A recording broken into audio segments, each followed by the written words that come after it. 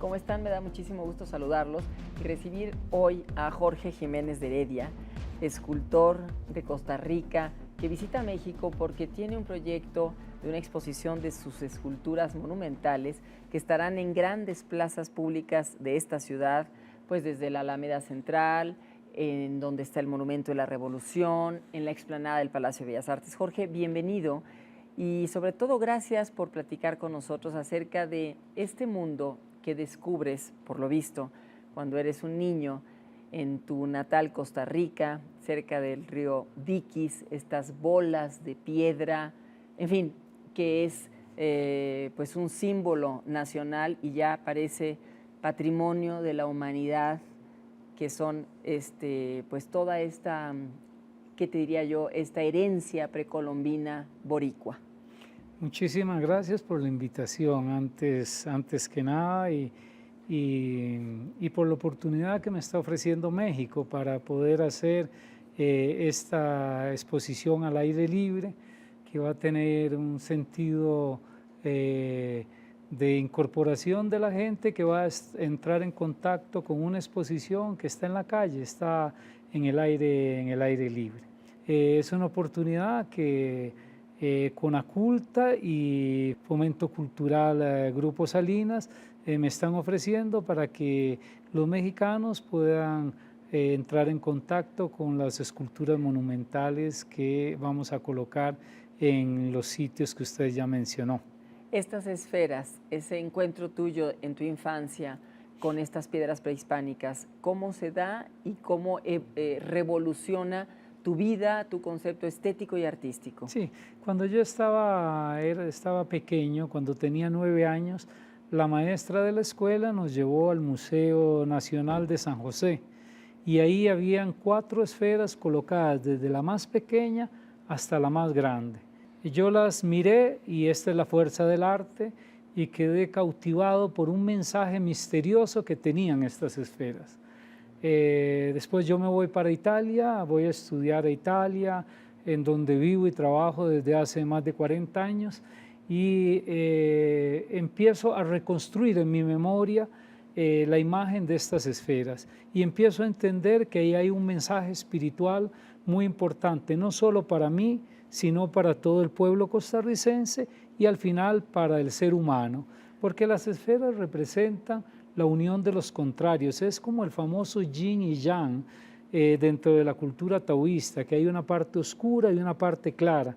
Quiere decir que hay como una sombra que se une a una luz y dan un mensaje de luz las dos unidas. Es el famoso Tao de la cultura china, pero en las esferas es tridimensional, es escultura, por eso me marca como escultor. Así es, tu obra tiene todas esas dimensiones, tiene la dimensión física, material, la dimensión cósmica, la dimensión psicológica, la dimensión estética, la filosófica, porque uno ve todo allí. Es el huevo, es la semilla, es la madre, es el ser humano que evoluciona y se vincula con una naturaleza y se vuelve al final ese polvo de estrellas. Entonces, ¿cómo llegas tú a esta teoría del simbolismo transmutante que coordina, que mueve toda tu obra? Sí, las esferas me enseñaron eso. Nosotros somos polvo de estrellas, sí, que empezó a transformarse desde hace muchos billones de años.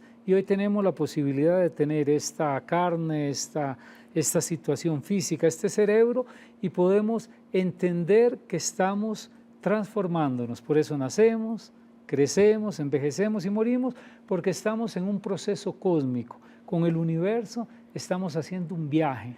¿Y ese viaje hoy qué representa? ¿O qué quieres tú decirle a la gente que reflexione sobre ello? Sí, por eso mis esculturas se llaman Génesis. El título de la exposición va a ser Jiménez de Heredia, la Génesis, claro, porque estas Génesis representan de una semillita que se va transformando a una figura humana hasta llegar a la figura femenina, que es la que representa la vida, porque la vida la genera con su cuerpo la mujer.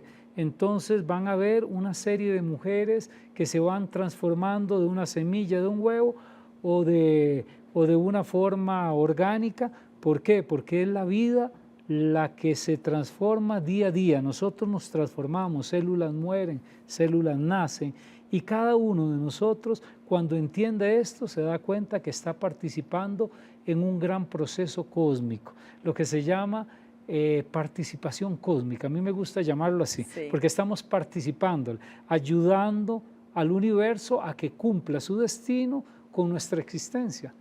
¿Y eso por qué es importante pensarlo hoy en día? Es importante pensarlo siempre, no solo hoy en día, desde el momento de las cavernas hasta el día de hoy. Por eso los seres humanos hemos creado los símbolos. Los símbolos son la representación de ese misterio de la vida. Esas esferas son un gran símbolo.